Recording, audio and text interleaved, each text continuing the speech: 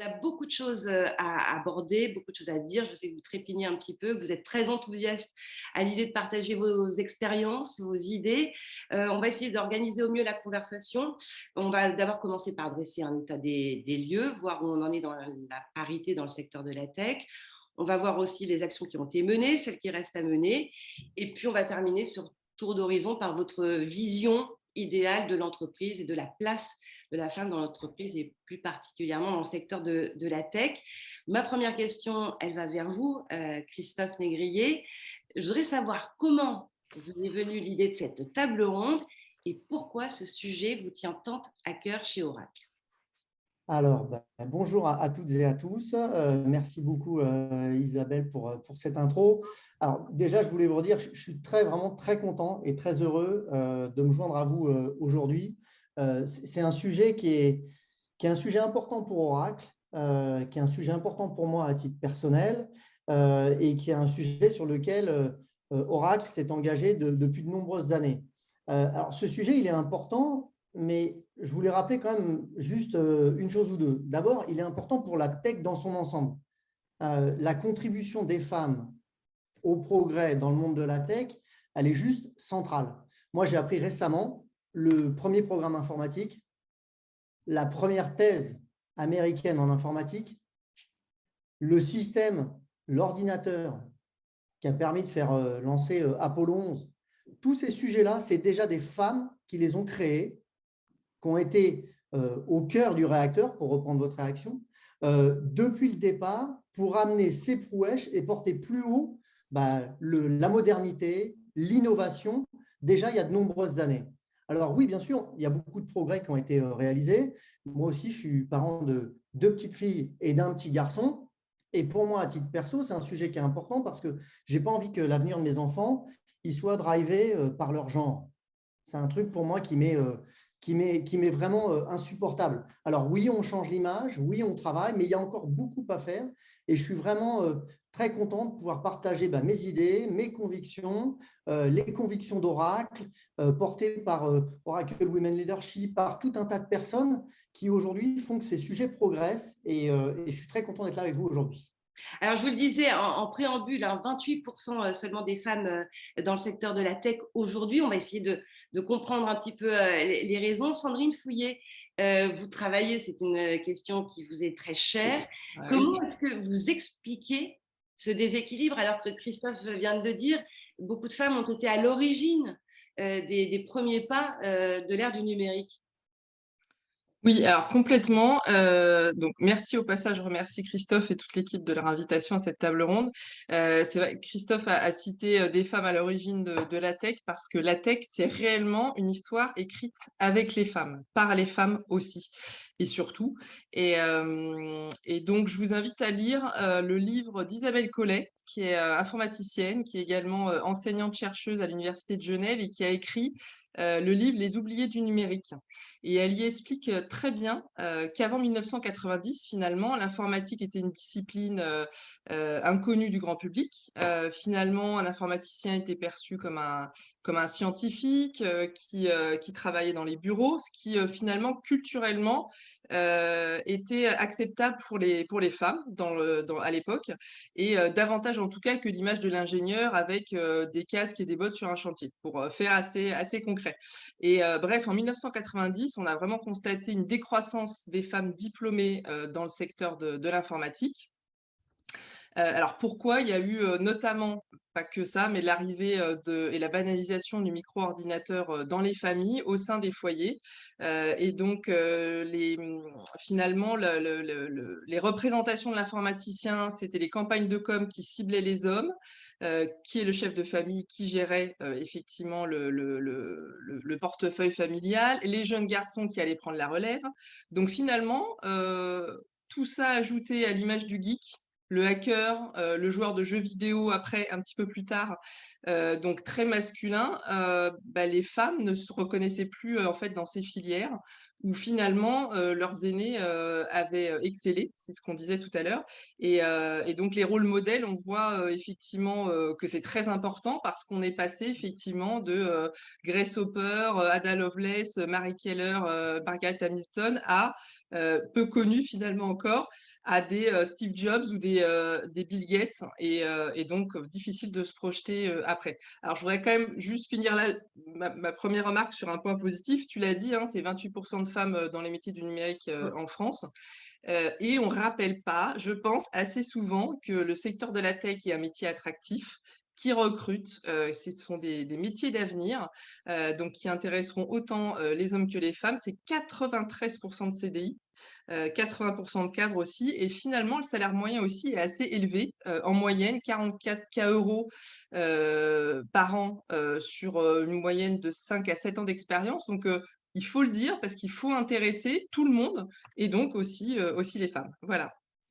Alors, on va continuer notre petit tour de table avec Cyril Riffaut. Je rappelle que vous êtes proviseur au lycée de Bagneux finalement.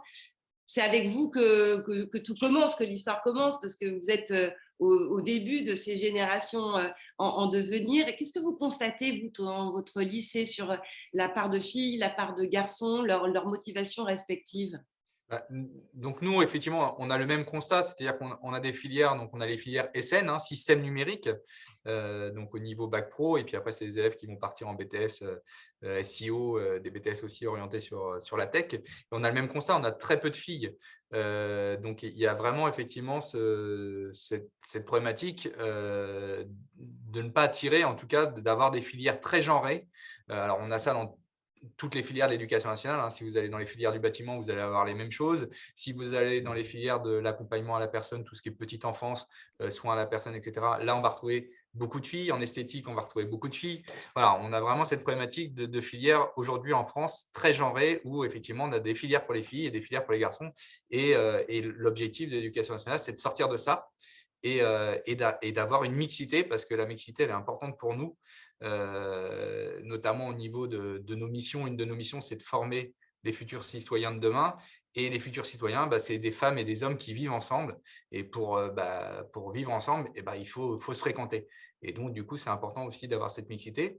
Et puis, deuxième point, je rejoins Sandrine, c'est-à-dire que c'est effectivement des métiers très attractifs aujourd'hui. Et donc, du coup, nous, on veut attirer aussi cette partie de la population, les filles, qui viennent très peu sur nos filières, et leur dire qu'elles ont toute leur place et qu'elles sont effectivement les bienvenues, dans nos filières industrielles. Cyril, est-ce que vous avez vu une évolution quand même, parce qu'on parle beaucoup de parité, il y a eu beaucoup de progrès, et pour autant, vous faites le constat que vous avez très peu de filles dans le secteur du numérique, enfin en tout cas qui s'y destinent. Donc, elles n'ont pas changé finalement, c'est toujours un peu les mêmes profils? C'est toujours les mêmes profils. On a toujours effectivement, dans nos filières, très, très peu de garçons ou très peu de filles qui arrivent. Donc, le constat ne change pas. C'est vrai que ça évolue très peu. Alors, un petit peu quand même, on a quelques filles, hein. J'en ai 2 en terminale, donc voilà, mais 2 sur Deux sur 24. une classe De 24. C'est des classes de 24, donc 2 sur 24, vous voyez, c'est vraiment très, très limité.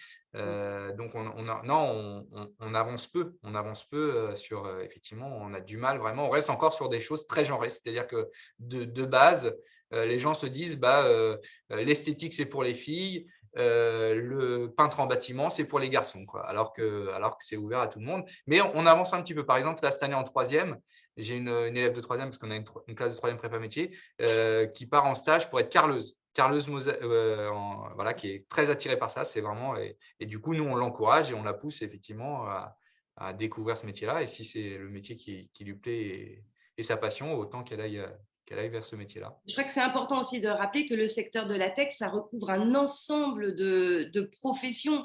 C'est pas, on pense tech, technique, et peut-être que beaucoup de femmes ou de jeunes filles se freinent parce qu'elles entendent tech et qu'elles estiment que c'est pas pour elles. Mais c'est vraiment très très vaste, et ça, on va en parler avec vous, Caroline. Mais Christophe, est-ce que quand vous constatez ce déséquilibre, même si vous y travaillez vous au sein de l'entreprise, pour vous, qu'est-ce que ça implique comme risque pour l'entreprise quand il y a un déséquilibre, quand il y a un manque de parité, quand il n'y a pas suffisamment de femmes? Qu'est-ce que ça implique pour l'entreprise? Alors déjà, pour moi, il y a un point qui est clair, c'est que cette parité, si on prend un axe peut-être plus business ou plus vie d'entreprise, c'est évidemment un vecteur de performance. C'est-à-dire que le premier risque, c'est que quand on est dans une approche quand on a un déséquilibre qui est trop grand, il y a un vrai problème et un vrai risque à la performance globale de par avoir les mêmes profils, qui pensent de la même façon, qui vont appréhender les choses pareil. Et donc, quelque part, j'ai envie de dire, on prend vraiment un risque que l'entreprise se sclérose. Ça, c'est le premier risque. Le deuxième risque, c'est que, et ça, c'est vraiment bien, on sent qu'il y a quand même une prise de conscience de manière générale dans notre société sur les enjeux, on va dire RSE, de manière générale, RH, et cette dimension d'inclusion, aujourd'hui, elle devient un vrai facteur critique dans les relations que des sociétés comme Oracle peuvent avoir avec leur écosystème. C'est-à-dire que ça devient un élément clé, je l'ai dit, pour la performance intrinsèque, mais aussi pour pouvoir interagir avec son écosystème. Parce que nos clients, nos partenaires, tout le monde fait aujourd'hui, cherche à être dans cette démarche, et des entreprises qui ne travailleraient pas sur ce sujet-là, parce qu'on y reviendra certainement, mais moi je ne crois pas que on va progresser sans action concrète, sans objectif chiffré, mais je pense qu'on va y revenir un petit peu plus tard. Je crois que le risque principal, c'est la performance, se scléroser et s'isoler de son écosystème avec des impacts qui peuvent être dramatiques. Alors, Caroline Elbaz, c'est pour vous un vrai combat que vous menez au sein d'Oracle. Et puis, je crois que votre expérience personnelle, et c'est important aussi de dire d'où on vient et vers quoi on tend et pourquoi on se bat. Votre expérience personnelle est pour beaucoup dans ce que vous faites aujourd'hui dans les ressources humaines chez Oracle. Oui, en fait, c'est vrai que je crois beaucoup, hein, Cyril parlait de l'éducation, je crois beaucoup en l'éducation puisque mon histoire, moi, elle date de quand j'étais petite. Et quand j'étais petite, je voulais faire comme les garçons, je voulais faire du ski, de la moto et je voulais du karaté et je ne comprenais pas pourquoi on me mettait à la danse puis j'étais la seule. Donc, et comme je suis un peu plus vieille maintenant que les jeunes générations, à l'époque, c'était encore pire. Un peu comme vous, Isabelle, quand vous êtes allée dans le métier du sport, c'est des choses qui étaient à l'époque très particulières. Et le jour où j'ai compris que physiquement, j'avais pas, et pour une femme, c'est compliqué, hein, on n'en parle jamais, mais qu'on accepte de ne pas avoir la même force physique qu'un homme, c'est un renoncement. Ça a été mon premier renoncement parce qu'il a fallu qu'on fasse avec. Il y a beaucoup de métiers, malgré tout, de sports qui demandent une force et qui font que les femmes ont des difficultés par rapport à les pompiers, enfin bon, tout un tas de choses qu'il faut surmonter. Et du coup, j'ai eu la chance d'aller au Canada et de faire une thèse sur l'égalité homme-femme parce que le Canada a une vision de l'égalité qui est très en avance par rapport à celle qu'on a dans les pays européens. Et donc, qui m'a ouvert beaucoup l'esprit sur la manière dont on devait être ou pas être ou voir les choses avec un angle plus anglo-saxon. Et du coup, quand j'ai pu être DRH et influencer, parce que c'est un métier d'influence, j'ai réellement fait la promesse à moi-même et aussi à mes enfants, aux gens que j'aime, de me battre pour l'égalité en général, l'équité et surtout celle des femmes. Ça a été un parti pris.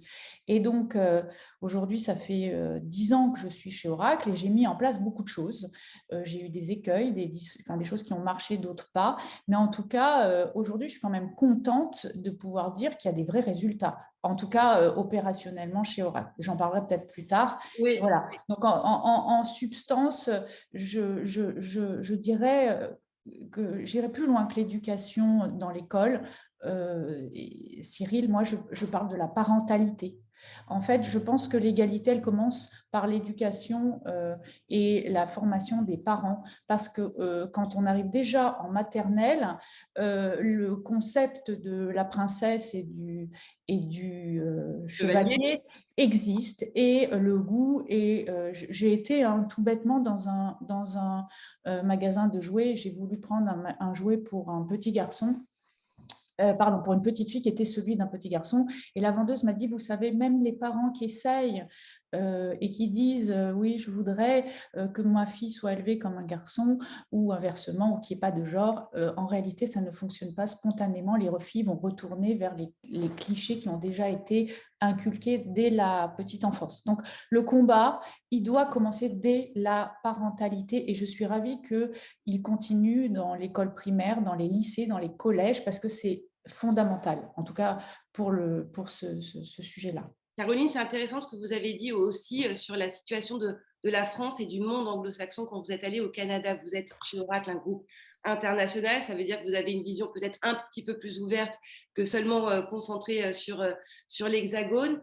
Cyril, est-ce que on peut évoluer là-dessus? Est-ce que en France, on a un petit peu de retard? Est-ce que justement ce modèle un peu plus anglo-saxon, on va parler des quotas dans un instant, mais est-ce qu'on tend vers ça malgré tout en France? Alors, Et après, peut-être que je poserai la question à Sandrine, mais sur la situation de la parité en France et ailleurs dans le monde, peut-être que c'est peut-être un peu plus évolué dans l'univers anglo-saxon.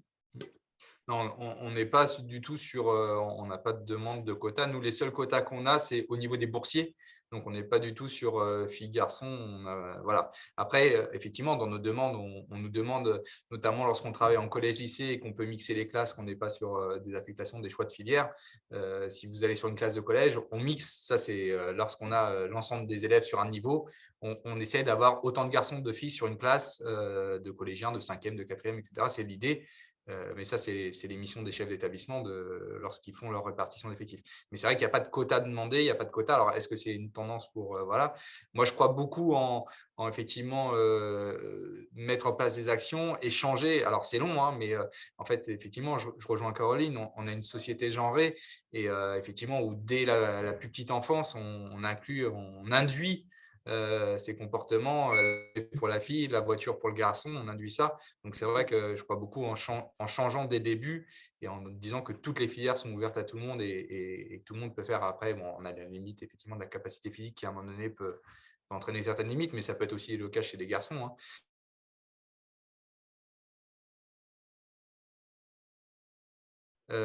Mettre en place des actions pour vraiment ouvrir et faire montrer aux filles ou aux garçons, hein, parce que c'est dans les deux sens, hein, pour moi, hein, montrer aux filles et aux garçons que toutes les filières sont possibles et toutes les filières sont envisageables et qu'il n'y a pas de filière spécifique pour les filles, spécifique pour les garçons. On va en parler évidemment des actions qui restent à mener, mais Sandrine, sur la situation de la France par rapport à l'international. Oui, alors on avait beaucoup évoqué la France tout à l'heure. Dans le monde, alors la source, ce sont les Nations Unies là, qui annoncent 40% de femmes parmi les diplômés en informatique et sciences de l'information. Et alors, par contre, dans des domaines de pointe comme l'IA, par exemple, on divise par deux. Donc, on tombe à peu près 22% des professionnels qui sont des femmes. Alors, il y a des pays, effectivement, moi je les côtoie hein, dans mon métier aussi de directrice RSE, comme l'Inde, comme l'Afrique du Nord aussi, et puis les États-Unis, où culturellement, il y a des choses qui ont été faites récemment et qui donnent des résultats, puisque très concrètement, on a des pourcentages de femmes sur des métiers techniques, hein, pas uniquement dans notre filière tech, mais sur des métiers techniques de développeurs, chefs de projet, architectes réseau, etc., architectes solutions, où on n'atteint pas la parité, mais enfin, en tout cas, on passe de au moins 30-40% de femmes dans ces métiers-là. Donc après, quand on se regarde en France, et donc c'est là où je voudrais un petit peu forcer le trait sur le constat, parce qu'on est quand même un petit peu là pour bousculer les choses, on en profite. Voilà, pour moi, le constat possible sur la mixité, le seul constat possible dans la tech, c'est la lenteur des progrès. Alors, quand je dis ça, c'est pas pour être négative et c'est pas pour… je suis plutôt optimiste de nature tout le temps et dans l'action. Donc, c'est juste pour rappeler quand même qu'il y a beaucoup de mythes qui entourent les carrières des femmes et les femmes. On a beaucoup parlé de genre, Cyril en a parlé, Caroline et Christophe aussi. Qui vont freiner les femmes. Et on en entend encore, il y a eu des études sorties très récemment, très, très intéressantes, avec ces mythes. Les femmes, par exemple, n'ont pas d'ambition. Voilà. On entend aussi qu'on ne trouve pas de candidates compétentes dans un vivier de talent. Donc ça, c'est la fameuse excuse de la femme invisible. On va entendre aussi que les femmes sont averses au risque. Ou alors que ce sont des métiers d'hommes, donc de genrer complètement. Alors là, pour le coup, on exclut de facto toutes les femmes. Et on reparlera, oui, des quotas tout à l'heure. J'en reparlerai en tout cas parce que j'y tiens. Pour moi, c'est une action. Mais personnellement, j'ai énormément écouté et suivi des femmes dans ma carrière et vraiment, je voudrais dire stop et peut-être à tous ceux qui nous écoutent là, dirigeants, managers, quels qu'ils soient, hommes et femmes hein, confondus, stop aux injonctions données aux femmes. Parce que finalement, on entend tout le temps, elles doivent oser, elles doivent s'imposer, se mettre en avant, etc. Mais en fait, la réalité, c'est qu'elles vivent dans un environnement, dans la tech, hein, j'entends surtout très masculin, davantage encore avec des responsabilités, parce que finalement, quand elles arrivent en haut de pyramide ou en top manager, c'est assez peu féminisé. Donc, qu'est-ce qu'il y a? Il y a du sexisme. Donc, 8 femmes sur 10, ça c'est un chiffre aussi qui est colossal. Hein. 8 femmes sur 10 affirment avoir été victimes de sexisme ou de harcèlement au travail dans leur parcours. Ça, c'est une étude de STOPE, mouvement de stop au sexisme ordinaire en entreprise. Et donc, bah, la conséquence avec tout ça, c'est que quand elles ont réussi à entrer dans la tech, et on sait, et Caroline leur dira aussi clairement qu'on a du mal à les recruter, mais qu'au niveau junior, on y arrive de mieux en mieux. Bah, quand on a réussi à les recruter, entre 35 et 45 ans, avant donc finalement d'accéder à ces postes à responsabilité, elles quittent le secteur. Donc en résumé, il faut savoir attirer les femmes, effectivement, leur donner envie et surtout les accompagner dans leur trajectoire professionnelle. Et ça, on le reverra, je pense, avec les actions tout à l'heure. Leur donner envie d'y aller et puis surtout d'y rester. D'y rester. Ouais, voilà. Et ce qui est intéressant, c'est qu'il n'y a pas de fatalité, puisque si ça marche dans d'autres pays, ceux que vous avez cités, ça veut dire que ça peut aussi bien marcher en France. Je vous ai vu Christophe, bondir, réagir quand Sandrine évoquait des clichés monstrueux. Je vous ai vu grimacer. Qu'est-ce qui vous fait réagir en tant qu'homme quand vous entendez des chiffres pareils? Il y a déjà, moi je suis un indécrottable optimiste, mais quand même là, on est dans une situation où je pense qu'il faut vraiment donner ce coup de pied dans la fourmilière. C'est-à-dire qu'en France, je lisais aussi certains chiffres. Hein. Mon background, moi je suis ingénieur réseau télécom, j'ai fait une école au milieu des années 90, 400 étudiants, une fille, une femme, une seule. Donc si on regarde le côté positif par rapport à ce que disait Cyril tout à l'heure, 2 sur 24, bon, mais on est encore beaucoup, beaucoup trop loin. Donc ça me fait bondir. Deuxièmement, c'est que je trouve qu'aujourd'hui, on est parfois, et Caroline y reviendra, et c'est ce que j'apprécie dans ce qu'on essaye modestement de faire chez Oracle, c'est qu'on est beaucoup dans l'injonction, dans peut-être un peu le yakisme ou dans des exemples l'arbre qui cache un peu la forêt. Je peux en faire toute la journée, des métaphores comme ça. Et je crois que si on ne met pas en place une politique à la fois qui soit chiffrée, à la fois qui repose sur plusieurs pieds. Un pied qui est lié à l'éducation, à la formation naturellement, mais un pied qui est lié aussi, bien sûr, sur le recrutement, la mobilité, la gestion des carrières, qui est un enjeu qui est aussi central. Mais également, sur tous les enjeux autour de la reconversion. Les vies, elles sont différentes, les parcours de vie sont différents et on le voit quand Caroline partage son expérience. On a tous des parcours de vie qui sont différents avec des périodes qui sont différentes à gérer. Et je crois que cet enjeu de la reconversion, il est clé. Il y a un certain nombre d'actions qui sont menées. Quand on voit le programme PITEC, Cyril parlait de la filière système numérique, où on essaye de mettre en place du mentorat, plein de choses. On doit mener des actions qui soient concrètes. On essaye d'avoir des plans, des objectifs qui soient chiffrés pour justement sortir de ces, je le disais, la cyber en France qui est un enjeu critique, 11% de femmes. 11%.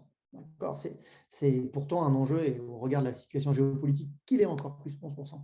Il y a de la place, il y a de l'espace, mais on doit mener des actions qui soient fortes collectivement sur ce marché-là, parce que sinon, ça n'avance pas suffisamment. Alors, sur les actions à mettre en place, c'est vers vous que je me tourne, Caroline, parce que vous ne tergiversez pas, hein, vous êtes, comme Christophe aussi, également favorable au quota. Mais juste avant, je voudrais que vous nous parliez de cette règle des 80-20 qui m'a frappée quand on a préparé cette table ronde. Oui, alors la règle des 80-20, c'est un peu l'explication, je rejoins Sandrine hein, qui parle des barrières à l'entrée pour le secteur du numérique, pour les femmes. Et en fait, les études ont montré qu'une femme répondait à un poste, que ce soit mobilité interne ou un poste de recrutement externe, quand elle avait grosso modo 80% des compétences demandées dans le poste, alors qu'un homme n'hésitez pas, et on a dit 20%, hein, mais des fois, je vous assure, c'est même 2-3%, ça peut suffire hein, pour certains.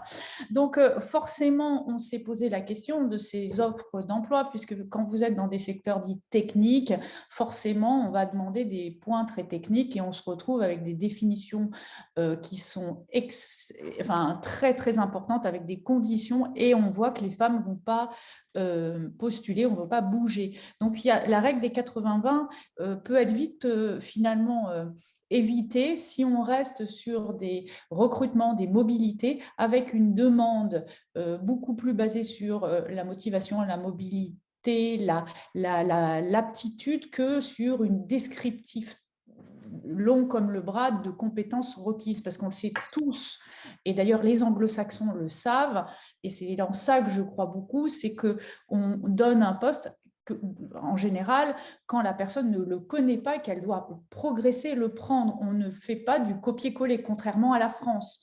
Donc, les anglo-saxons, vous avez été une mère, vous avez gardé 3 gosses, vous êtes donc capable d'organisation. Il n'y a pas besoin d'avoir fait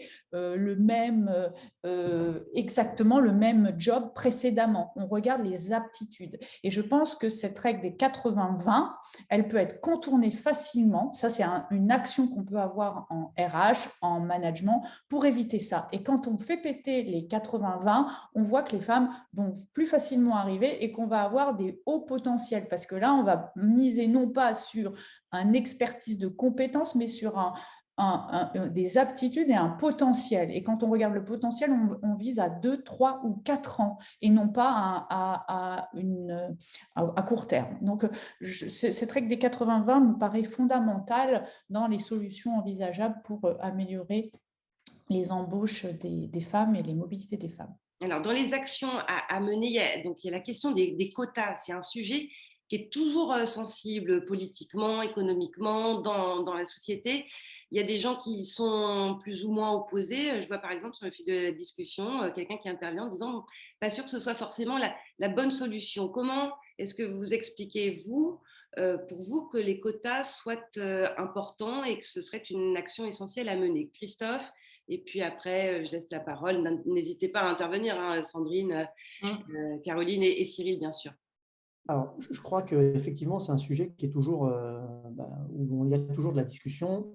Est-ce que c'est idéal de devoir mettre en place ce type d'action? La réponse, elle est évidemment non. Après, c'est aussi bien mis en place des méthodes qui permettent d'avoir des résultats, des progrès de manière assez rapide. C'est-à-dire qu'on en revient un petit peu à la notion de mesure des progrès. D'indicateurs que l'on doit suivre, qu'on se fixe, des objectifs, parce que sans ces indicateurs et ces objectifs chiffrés, on se retrouve trop souvent pris dans, j'aime beaucoup tout à l'heure, la femme invisible, toutes les raisons qui font qu'on ne va pas y arriver et pour lesquelles ce n'est pas possible. Et il y en a plein pour lesquelles c'est plus difficile, c'est ceci, c'est cela. Donc, je crois que, est-ce que c'est une méthode qui est idéale? Non. Est-ce que c'est bien de devoir y avoir accès? Ça, chacun se fait son opinion. Moi, en tant que directeur général d'Oracle, en tout cas, ce que je veux, c'est avoir des résultats qui soient concrets le plus rapidement possible, d'avoir les bons candidats au bon poste, les bonnes compétences avec la parité qui va avec. Donc, c'est peut-être pas idéal, mais en tout cas, de mon point de vue, c'est une méthode qui a fait ses preuves. Oui, on n'a pas trouvé mieux, en tout cas pour l'instant, pour au moins se fixer des objectifs et essayer de les atteindre le plus rapidement. Sandrine? Oui, bah alors je rejoins complètement ce que dit Christophe. C'est pas idéal, on est d'accord, mais sauf que la situation, elle est que on mène tous beaucoup de choses. Déjà, on a essayé quand même pas mal de sujets. On va peut-être y revenir aussi. Je pense que Caroline va en repartager également, mais d'actions, et c'est très lent. Donc, en fait, la problématique, c'est que déjà, la loi Copé-Zimmermann avait fait quand même pas mal évoluer les choses, mais à un niveau différent. On a fêté les 10 ans l'année dernière, donc il était temps d'aller vers un nouveau cadre législatif. C'est fait avec la loi X1. Et juste pour le rappeler, peut-être pour tout le monde qui nous suit, ça fixe 30% de femmes parmi les cadres dirigeants et les instances dirigeantes d'ici 2027 et 40% d'ici 2030 pour les entreprises évidemment de plus de 1000 salariés, donc plus grandes entreprises. Alors, oui, j'entends ce qui est écrit sur le fait que donc c'est pas forcément une meilleure idée, mais enfin, si le cadre aujourd'hui était bienveillant pour les femmes, quand je dis bienveillant, en tout cas, leur permettait d'avoir les mêmes opportunités, pourquoi elles ne seraient pas plus nombreuses? Enfin, à un moment donné, la vraie question, elle est bien celle-ci. Est-ce qu'on peut affirmer aujourd'hui que le système, il est juste pour les femmes? Et pourquoi à chaque fois, on dit que les quotas, c'est finalement anti-méritocratique? On entend ce terme aussi beaucoup parce que on considère qu'on va potentiellement nommer des femmes incompétentes à des postes à responsabilité. Alors, pourquoi en fait placer des femmes parce qu'il y a des quotas et que ça fixe un cadre seraient forcément incompétentes? Ben, je vois pas pourquoi. Pourquoi les hommes en place, ils sont tous forcément très compétents? Bon, ça n'a pas l'air de faire trop de débat. Je force un peu le trait là, je titille, mais bon. Et il faut quand même se dire. Aussi, hein. Ouais. Non, mais voilà, c'est juste qu'on ne peut pas rester comme ça avec si peu de femmes dans les espaces de pouvoir où les décisions sont prises. Et qu'il ne faut pas qu'il y ait que des femmes ou qu'il y ait que des hommes. Il faut qu'il y ait juste une représentation assez juste de la société. Et je voudrais reprendre ce chiffre. Il y a quand même 60% des diplômés du monde entier qui n'arrivent pas à accéder à des fonctions exécutives. Dans ces cas-là, pourquoi? Enfin, si on se pose vraiment la question qu'on est juste pour les femmes et qu'on veut faire avancer les choses, on ne peut pas ignorer que les quotas sont une solution. Et donc, ça va permettre de pallier à cette lenteur du système actuel pendant un certain temps. Et je pense que, exactement comme l'a dit Christophe, bah, c'est se fixer des objectifs, mettre des ressources, se caler sur du temps. Et comme avant, on ne l'avait pas fait, que les choses ont évolué trop lentement, bah maintenant, les objectifs sont donnés. 2027, 2030, go, on y va. Et je pense qu'on va probablement progresser. Après, il y a plein d'autres actions que les quotas. Pour arriver, les quotas, c'est juste un cadre. Mais après, il y a d'autres actions à mener. Cyril, Oui. évidemment, les quotas, il n'en est pas question à l'école pour des raisons évidentes, mais sur les actions à mener, sur la façon dont vous fabriquez les générations à venir et les rares jeunes filles qui sont avec vous, comment est-ce que vous les incitez? Comment est-ce que vous les encouragez? Est-ce qu'il faut leur parler différemment de la façon dont vous parlez aux garçons? On a l'impression que… Isabelle, Oui. je vous interromps, mais sur la question des quotas à l'école, la question se pose aussi parce que, enfin, si vous voulez, moi, il y a deux choses. On n'a pas, enfin, Sandrine parlait d'un coup de pied dans la fourmilière, mais moi, je voudrais rajouter, excusez-moi Cyril, mais Non, non, les métiers, il y a deux choses. Il y a les métiers de la tech et il y a le secteur de la tech. Donc déjà, c'est deux choses qu'il faut séparer parce que je pense aussi que c'est un amalgame parce qu'on peut très bien être dans la tech et dans le secteur de la tech sans pour autant avoir un métier dit technique. Donc, c'est vraiment deux choses. Et je trouve qu'on a fait souvent l'amalgame. Mais si demain, les femmes s'excluent du secteur de la tech, elles se mettent en danger d'un point de vue employabilité, puisque la tech, c'est un pourcentage qui ne cesse d'augmenter du marché de l'emploi. Donc, on est en train de parler de précarisation des emplois des femmes. Donc, l'avenir de vos mères, de vos filles, messieurs, mesdames, c'est un vrai sujet. C'est-à-dire que s'exclure du secteur de la tech, c'est s'exclure du secteur du travail de demain. L'avenir, tous les métiers de demain sont des métiers qui vont être dans le numérique, la plupart, pas tous, mais presque. Hein. C'est ce qui est dit par les ministres sur ces sujets-là. Le deuxième, les métiers de la tech, c'est ceux qui conçoivent l'intelligence artificielle, c'est ceux qui conçoivent les algorithmes. Donc, on a un système paternaliste qui existe dans l'entreprise, on est en train d'en parler. Si on laisse les hommes reconcevoir les mêmes algorithmes faits par des hommes, on aura les mêmes résultats. Et on a vu que dans des algorithmes de recrutement, on excluait les femmes. Donc, elles n'ont même pas de chance d'y aller. Donc, on se retrouve dans un environnement où on va perdre en efficacité, puisque, comme l'a dit Christophe, quand il n'y a pas de femmes, on l'a vu dans les jobs, dans les grandes entreprises, au comité de direction du CAC 40, quand il y a des femmes, il y a une productivité supérieure, parce que la femme améliore la communication et donc, de facto, améliore l'efficacité. Tous les entreprises qui ont fait le choix de la mixité ont fait le choix de la performance. C'est ce que tu disais, Christophe.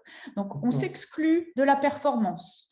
On exclut les femmes du système et on maintient un système patriarcal. Et troisièmement, on exclut de la précarité. Donc, pourquoi on ne prendrait pas des mesures à un niveau gouvernemental et d'éducation? D'ailleurs, j'ai entendu hier, c'est pas politique, hein, même si c'était Macron qui disait on va peut-être mettre le numérique comme une deuxième langue, comme l'espagnol ou l'anglais. Pourquoi ne pas mettre cette matière à l'école et dire il y a des filières et cette filière est quand même parce qu'on protégerait peut-être les femmes aussi. Enfin, moi, je ne suis pas contre une exclusion des quotas. Alors, je ne sais pas si c'est des quotas, mais en tout cas, de prendre en considération qu'il y a un véritable danger. Donc, je profite aussi de cette tribune pour dire aux femmes et aux hommes à exclure les femmes du numérique, à la fois du métier et du secteur. C'est un danger pour l'avenir de nos enfants de demain. Voilà, c'est important et donc l'école a un rôle à jouer là-dedans. Alors, justement, Cyril, comment les inclure les femmes? Alors, sur les quotas, effectivement, c'est important, les quotas, je vais finir là-dessus. Ce n'est pas à mon niveau que ça se décide, mais effectivement, à un moment donné, je vous rejoins, c'est un mal nécessaire et puis il faut forcer un peu le système. C'est-à-dire que par exemple, si on prend l'affectation des élèves en fin de troisième pour entrer par exemple sur une seconde numérique, on pourrait imaginer qu'à niveau égal, voilà, si c'est un fille et une garçon à niveau égal au niveau du classement, et ben, il y a un petit bonus qui soit donné au niveau de la fille pour entrer, voilà, partir sur des filières sous-représentées par exemple en filles. Voilà, on parle du numérique, on parle aussi du bâtiment, etc. Ou inversement, sur des filières où on a des sous-représentations de garçons, je pense à l'esthétique, par exemple, à niveau égal, on pourrait imaginer la même chose aussi. Une sortie de troisième, un garçon et une fille, même niveau, ils vont rentrer en bac pro esthétique, et ben, c'est le garçon qui va avoir un bonus pour aussi, pareil, favoriser un peu cette mixité parce que ça fait partie de la vie et que ça fait partie des objectifs. Donc, je pense que c'est envisageable. Maintenant, bon, c'est un niveau au-dessus que ça se décide, hein, c'est au niveau du ministère, mais c'est vrai que moi, je vous rejoins, je serais plutôt favorable à un moment donné à forcer le système parce que si on ne le force pas à un moment donné, on n'avancera pas. Il faut à un moment donné, effectivement, faire ce petit forcing tout en gardant une équité, etc. Mais faire ce forcing pour effectivement lancer la machine. On a bien mis les maths à l'école. Avant, les filles n'en faisaient pas. Hein. Au départ, l'enseignement, quand on reprend il y a 40 ans, les femmes, elles avaient couture et elles n'avaient pas maths. Donc, non, mais je ne vois pas pourquoi elles n'auraient pas informatique, tout comme les garçons d'ailleurs. Enfin, je veux dire, il n'y a pas de raison si c'est ce qu'on a besoin demain. Donc, du coup, sur comment les actions. Alors, au niveau des actions, déjà, nous, on intervient beaucoup dans les collèges. Hein, on fait des forums pour présenter nos filières, etc. Donc, à chaque fois, dans le discours, effectivement, on s'adresse aux parents aussi parce que c'est les parents qu'on doit rassurer parce que c'est vrai que arriver dans un lycée de garçons, en tant que parent, ça peut faire peur. Hein. On a envie de protéger son enfant aussi et ça peut faire peur, ça peut inquiéter de se dire ma fille au milieu de tous ces garçons, comment ça va se passer, etc. Moi, j'ai une fille aussi, donc du coup, voilà, je suis bien positionné. Ça peut, voilà. Donc, c'est rassurer. Et Cyril, la question se pose aussi pour les femmes quand elles arrivent dans le monde de l'entreprise en se disant j'arrive dans une entreprise où je ne vois que des hommes autour de la table. Voilà. Et puis effectivement, avec les phénomènes de sexisme, etc., une femme peut être inquiète de se dire « oulala, dans un milieu de garçons, comment je vais passer mes journées quoi? Est-ce que je vais pouvoir survivre dans ce milieu-là ?» Idem pour dans le milieu du sport. Hein, il y a encore peu de femmes représentées dans le milieu du sport chez les journalistes, même si ça avance. Mais voilà, on a toutes ces… Donc, nous, c'est de lever ces craintes-là, s'appuyer sur nos élèves qui sont présents parce que c'est les meilleures ambassadrices. Hein, c'est nos élèves filles qui sont dans nos filières et qui sont dans ce monde de garçons et qui peuvent témoigner de leur vécu et de dire que tout se passe bien dans l'ensemble. Et après, c'est aussi faire des actions ponctuelles. Donc là, dans le cadre du dispositif PITEC, on est partenaire avec la société Oracle. Par exemple, là, on va faire, lors de notre journée porte ouverte le 24 mars, on va faire un atelier codage ouverte aux filles, aux collégiennes, pour qu'elles viennent effectivement tester et sortir aussi des concepts, parce que c'est important. On en parlait en tout début, sortir des concepts de c'est des geeks, c'est les jeux vidéo, c'est des gens qui… Voilà, non, le système numérique, c'est beaucoup plus large que ça et c'est pas… et au contraire, et même pour les garçons, on veut les faire aussi sortir parce qu'ils sont parfois très déçus de la filière parce qu'ils pensaient qu'ils allaient juste faire des jeux vidéo voilà. Et c'est pas que ça. On voit plein de choses, quoi. On voit des logiciels, du câblage. Enfin, on voit plein de choses qui sortir des concepts même pour les garçons. Donc vraiment, c'est ça, et s'appuyer sur les filles. Donc là, on va faire un atelier codage et on aura nos élèves justement qui sont en terminale qui vont venir aussi à la rencontre des collégiennes pour leur faire partager leur expérience parce qu'on sait qu'aussi parler de pair à pair, c'est-à-dire d'élève à élève, c'est important parce que là, on est dans le vécu. C'est vrai que les adultes, souvent, les élèves se disent oui, bon, ils nous disent leur version, c'est parce qu'ils veulent nous attirer ou parce qu'ils veulent nous convaincre. Et quand c'est des élèves qui parlent, le langage des élèves, des gens qui vivent ça au quotidien, c'est un langage qui est quand même plus entendu et plus audible pour les autres élèves. Voilà. Donc, c'est vraiment faire des actions pour casser les codes, pour casser les concepts et pour montrer à tout le monde que voilà, c'est ouvert et qu'il n'y a pas de souci, on peut réussir, qu'on soit une fille ou un garçon en système numérique. Les ateliers, c'est important, Sandrine et Caroline, dans l'entreprise. On a vu que c'était important à l'école, que Cyril le mettait en place dans son lycée. Sandrine? Oui, c'est super important. Voilà, de pair à pair, comme disait Cyril, hein, c'est clair, d'avoir une jeune femme, enfin une élève qui vient parler à une autre, il n'y a rien de mieux. Et je voudrais on va parler aussi donc nous, on organise effectivement aussi, enfin j'ai beaucoup organisé d'ateliers de découverte des métiers du numérique déjà, et puis d'ateliers de codage aussi informatique pour se dire que voilà, ils sont utilisateurs les jeunes, mais en fait, ils ne voient pas derrière comment concevoir ils peuvent peut-être être déçus aussi pour ça. Donc c'est important qu'ils aient conscience du métier qu'ils vont potentiellement choisir et d'avoir une conscience de l'orientation, que les parents qui sont un peu démunis. Et il y a quand même un chiffre aussi qui est très parlant, c'est que voilà, autour de la table, là, dans ce webinaire, les gens qui nous suivent doivent se dire, mais mince, moi je fais tout ce qu'il faut pour mes filles, mes enfants, pour les informer sur les orientations, les métiers de la tech, etc. Et pourquoi finalement autour de nous, il y en a si peu?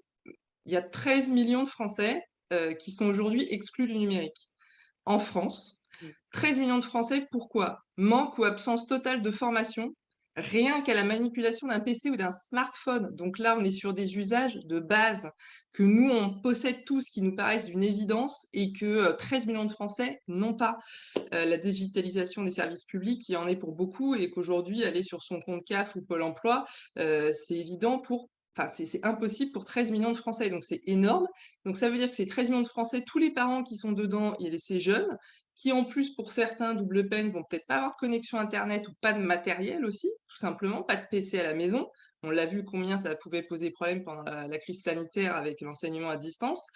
Dans les zones rurales, etc. On fait comment pour ces jeunes quand les parents, effectivement, n'ont même pas ces bases? Donc, c'est pour ça que le stage de troisième, ça rejoint ce que disait Cyril, est stratégique pour l'orientation parce qu'elle se décide très tôt. Ça va être autant pour les filles que pour les garçons. Mais si on veut aller chercher des filles, c'est vraiment, effectivement, dans les classes de troisième. Après, bon, voilà, il y a des actions d'entreprise, j'espère qu'on aura le temps de l'évoquer, mais il y a aussi des choses à faire pour avoir les femmes. Donc, je ne sais pas si j'en parle maintenant ou Allez-y, plus tard. allez-y, parce que le temps file. Voilà, le temps. Donc, rapidement, quand même, sur les actions d'entreprise, ça, on est sur le sujet de l'éducation, c'est important pour orienter les jeunes femmes vers nos métiers. Puis, une fois qu'elles sont rentrées dans l'entreprise, on parlait tout à l'heure de contraintes, de cadres. Donc, oui, la formation des salariés ES et EES est ultra important parce que moi, j'ai mis en place, j'ai renouvelé toutes les formations, du coup, avec une agence, l'Agence pour l'entrepreneuriat féminin, qui est dirigée par Goretti Ferreira.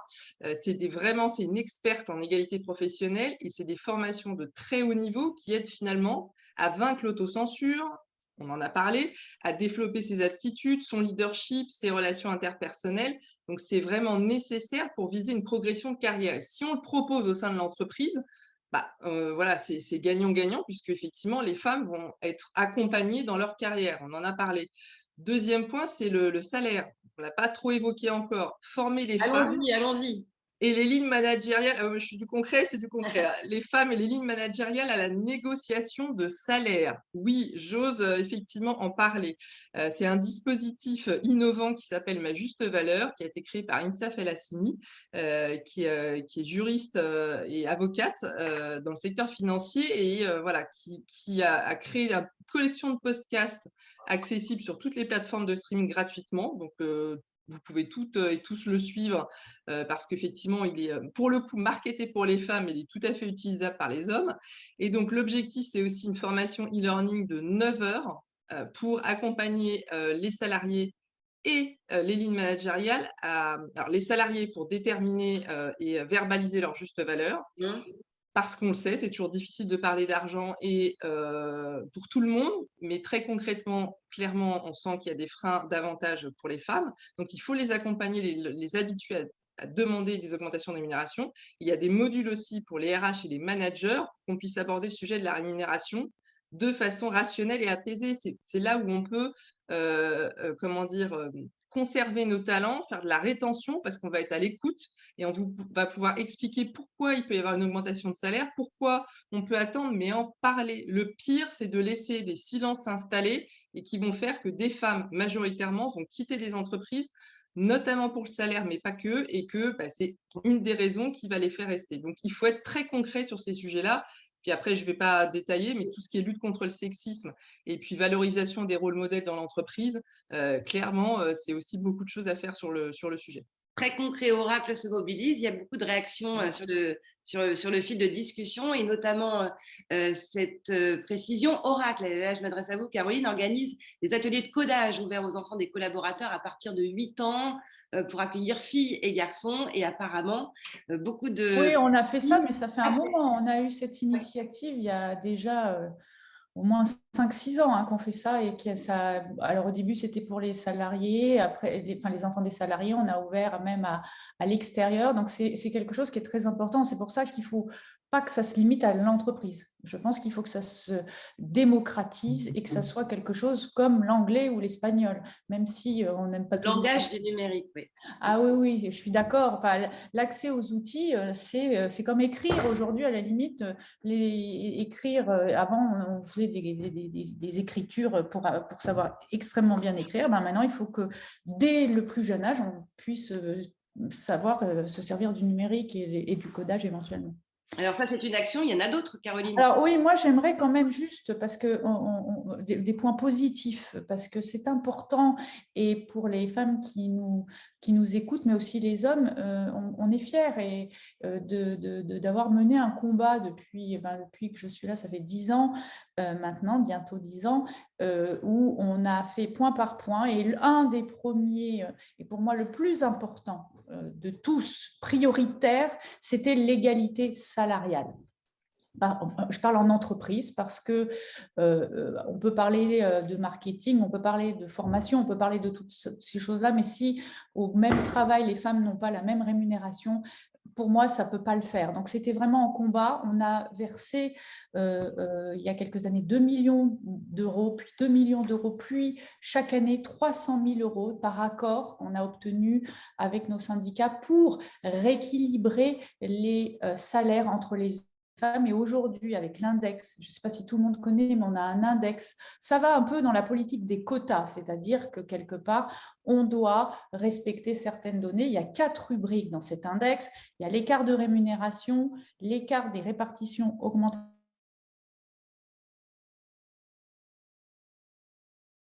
retour de maternité, et enfin les 10 plus fortes rémunérations de l'entreprise.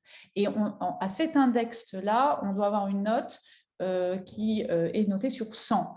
Cette année, on a 89, on a fait plus 6 points, c'est-à-dire que chaque année, on s'améliore, on est vraiment dans une dynamique, alors certes, c'est lent, mais c'est positif. On a 39 sur 40 sur les rémunérations, on a 20 sur 20 sur les augmentations individuelles, on a 15 sur 15 sur les promotions et on a 15 sur 15 sur les maternités. Là où on est faible, c'est sur les rémunérations les plus fortes. Et pourquoi? Parce que déjà, ça ne dépend pas de moi. Le reste, oui. Parce qu'en fait, comme on est une multinationale et une matrice, les grosses rémunérations sont des postes à l'Europe qui vont avoir un contrat français. Donc, ce ne sont pas forcément les politiques internes France, mais plutôt les politiques corp. Donc, désolée de dire que quand ça ne dépend pas de moi, ce n'est pas pareil. Voilà, donc ça, c'est pour la petite satisfaction personnelle. Mais donc, on est quand même sur plus 6 points, avec des effectifs qui augmentent chez les femmes, plus 1%, et surtout chez les managers, plus 2% par rapport à l'année dernière. Parce que la problématique, c'est le management. À la limite, qu'il y ait des femmes qu'on soit féminisé, si c'est toutes les femmes qui font les postes qui ne sont pas stratégiques dans l'entreprise, on n'a pas tout gagné. On augmente cette histoire de misogynie entre l'homme qui a le pouvoir et la femme qui l'a pas. Donc, j'aime pas ça. Donc, c'est important que ce soit des postes de manager.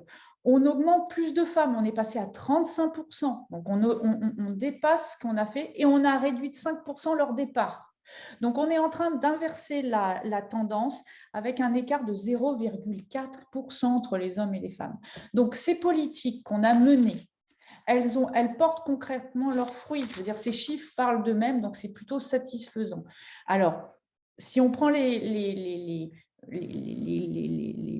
points d'action qu'on a menés, les salaires, comme je vous l'ai dit, la réduction des écarts, pour les promotions, les recrutements, les acquisitions, on lâche rien, c'est-à-dire qu'on est vraiment au taquet, on a une cellule qui vérifie ça. On a en deuxième point d'important, je suis d'accord avec Sandrine, la sécurité, le harcèlement, zéro tolérance. Il y a quelqu'un qui ne respecte pas la femme chez Oracle, on descend tout de suite quand on est au courant, et là, il y a zéro tolérance. On ne peut pas accepter que des apprentis, et ça a été le cas parfois, se fassent agressé, parce que c'est une agression, par des hommes et que ça soit resté impuni. Ça, c'est très important. Ça change un climat. Le troisième chose, c'est, comme on l'a dit, le 80-20 et donner envie aux femmes. Et je suis d'accord avec Sandrine, on paye bien, on a des métiers qui sont super intéressants, on fait de la stratégie, on fait du marketing, on fait des relations humaines, on fait de la vente, on gère la complexité, on gère tous les secteurs parce que nos clients, ça va de AXA à l'assurance, je veux dire, à le secteur public. Et donc, on a une multitude. C'est un métier d'avenir et c'est un métier complexe qui va très, très bien aux femmes. Donc, ça, c'est très important par les formations et je suis d'accord. J'ai presque fini, mais aussi par la qualité de vie, les temps partiels, la parentalité, le well-being et toutes ces choses. Faisons, et on a fait que la femme se sente bien. Je suis encore d'accord avec Sandrine, si elle est bien, elle reste et elle vient. Alors, on a encore quelques minutes. On va refaire un tour de table après les constats, les actions qui ont été menées, celles qui sont à mener, que vous avez très bien développées tous les uns et les autres. J'aimerais un peu avoir votre vision idéale de la société de demain, chez Oracle particulièrement, de cette parité. Sandrine, c'est vous qui commencez peut-être en parlant des qualités, parce qu'on avait eu cette discussion avec Caroline déjà, mais il y a des valeurs féminines chez des hommes, des valeurs masculines chez des femmes, et tout ça peut très bien s'enchevêtrer et correspondre parfaitement au milieu de la tech. Oui, enfin, oui, on en parlait avec Caroline là, pour la préparation. C'est vrai que voilà, il y a des qualités inhérentes à des femmes et aux hommes, et autant profiter des deux. Et puis chacun peut s'apporter aussi, apprendre de l'autre. Donc, enfin, j'ai envie de dire, tout ça paraît très logique, très légitime, très simple. Mais le fait est, c'est que tant qu'on n'aura pas effectivement plus de femmes dans les équipes techniques ou dans le secteur tech dans tous les métiers, comme le rappelait à juste titre Caroline, hein, c'est important de le dire, on ne l'obtiendra pas. Donc des qualités, alors peut-être je vais laisser du coup les autres personnes du panel en parler.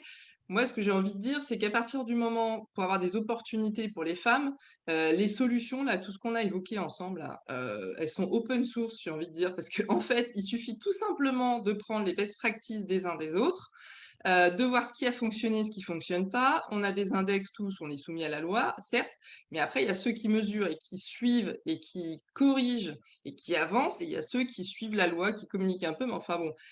Donc, il y a les proactifs et ceux qui suivent. Moi, j'ai toujours eu envie d'être du côté de ceux qui sont proactifs et qui avancent. Et donc, je partage toutes mes solutions volontiers avec qui le souhaite, tous mes contacts, mon réseau, pour faire avancer les choses. Parce que si on commence à se dire, moi, je fais dans ma chapelle ce que j'ai envie de faire et on verra après, on n'y arrivera pas. Et je pense que c'est le voir au niveau de l'éducation, donc les écoles, ce que rappelait Cyril, au niveau des pouvoirs publics, le gouvernement, le cadre législatif, mais aussi les élus sur nos territoires, et toutes les entreprises ensemble, de la tech et pas que de la tech, qu'on arrivera à avancer.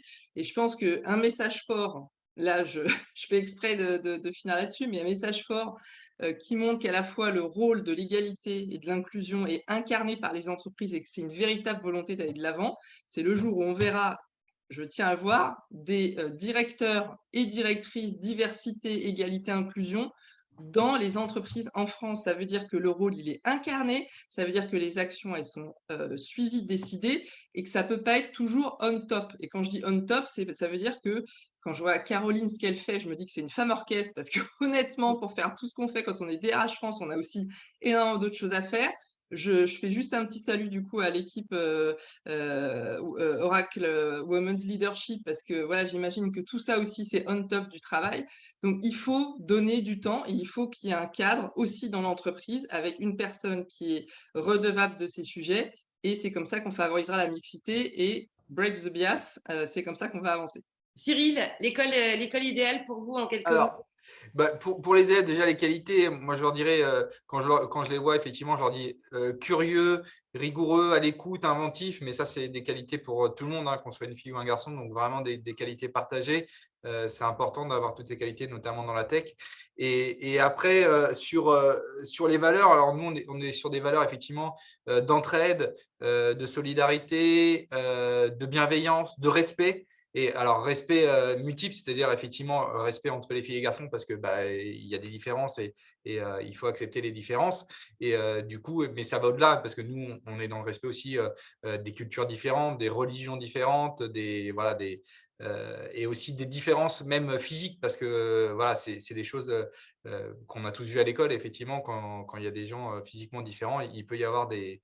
Donc voilà, donc nous, c'est les valeurs qu'on prône et qu'on mène et qu'on porte, parce qu'on sait qu'on est là aussi pour former le citoyen, et ça fait partie des missions de l'école, c'est former le citoyen de demain qui va vivre dans une société multiculturelle avec plein de différences, et c'est ce qu'on veut. Donc voilà, l'école idéale, c'est tout ça, c'est un gros challenge. Caroline, pour votre mot de la fin à vous sur une société idéale. Alors moi, ma société idéale, c'est la deuxième étape qu'on va essayer de mettre en place pour les années à venir. C'est finalement de travailler, développer et revaloriser les valeurs masculines et les valeurs féminines, et de les réhabiliter comme étant pas spécifiques aux femmes ou aux hommes, et donc de permettre plutôt de manière individuelle d'adopter ces valeurs-là, tant chez les hommes que chez les femmes. Donc, on va féminiser peut-être nos hommes et on va peut-être masculiniser nos femmes par ces valeurs-là. C'est-à-dire que, voilà, moi, je veux créer un monde avec des valeurs dites féminines et masculines, où chacun, qu'on soit un homme ou une femme, on puisse y piocher, les développer, que l'entreprise les forme à ça, parce qu'on a besoin des deux, et qu'elles ne soient pas attribuées systématiquement aux hommes ou aux femmes, mais plutôt aux aptitudes de chacun. Et comme on va chercher ces aptitudes-là. Et le DRH, il est là pour faire de l'orfèvre et trouver justement en chaque individu les aptitudes qu'il lui faut, et non pas les genrer comme la société nous oblige à le faire. Christophe, votre vision de l'entreprise de demain et puis celle à laquelle vous aspirez chez Oracle? Pour moi, c'est une entreprise qui est bienveillante, qui est un vecteur de progrès, une entreprise dans laquelle les gens se sentent bien, indépendamment de leur genre, dans leur mission, dans leurs compétences, et bien sûr pas agressée. Une entreprise qui est diverse et une entreprise qui est performante, parce que je crois que la performance, on le met souvent comme un prérequis, et je pense que c'est plutôt une conséquence de tout ce que j'ai dit. Et quand les gens donnent le meilleur d'eux-mêmes, c'est là qu'on trouve vraiment cette performance. Et puis peut-être un dernier souhait, c'est que j'aimerais vivre professionnellement le moment où il n'y aura plus cette journée où on est obligé de mettre en avant ces discussions sur l'égalité, sur la parité, et qu'on ait réussi tout ce dont on a parlé, ce pari de changer le mindset à tous les étages, dans l'éducation, dans l'entreprise. J'aimerais vraiment connaître ça. Je l'ai dit, je suis quelqu'un de très optimiste, et donc j'espère que ce sera possible, parce qu'il faut qu'on soit ambitieux, et qu'on l'a dit tout à l'heure, le métier de la tech, ce n'est pas que des métiers techniques, et qu'une tech qui est ambitieuse, et on en a besoin dans notre société aujourd'hui parce que c'est un vecteur de progrès, c'est une tech qui est inclusive et qui permet à chacun d'apporter, de contribuer, de donner de son énergie, et qui est diverse. Donc moi, je crois vraiment à ça et j'aimerais connaître ce moment-là. Je profite un tout petit dernier mot pour aussi tirer mon chapeau à Oracle Women Leadership pour tout ce qu'elles font et ce qu'ils font tout au long de l'année, qu'on met peut-être en avant pendant cette journée. Mais ce n'est pas juste un petit peu de washing, c'est des actions de tous les jours, l'action de Caroline, de toutes les équipes, de tout un chacun. Et vous remercier aussi Isabelle, parce que j'ai pris beaucoup, beaucoup de plaisir à discuter avec vous toutes. C'est rassurant en tout cas et c'est encourageant de voir votre détermination à tous. Je suis journaliste, je ne peux pas m'empêcher de citer une idole pour nous dans le monde de la presse qui a été secrétaire d'État à la condition féminine, Françoise Giroud, évidemment, qui nous disait il y a quelques années « La femme serait vraiment l'égale de l'homme le jour où, à un poste important, on désignerait une femme incompétente. » Hein, ça nous parle à tous. On en est encore là, il y a beaucoup de compétences à développer, beaucoup de choses à faire, mais en tout cas, vraiment, merci beaucoup à vous parce que c'est encourageant et j'ai l'impression qu'on est sur le bon chemin. Merci beaucoup. Merci. Merci beaucoup. Merci. Merci beaucoup. Merci. Au revoir. Bye.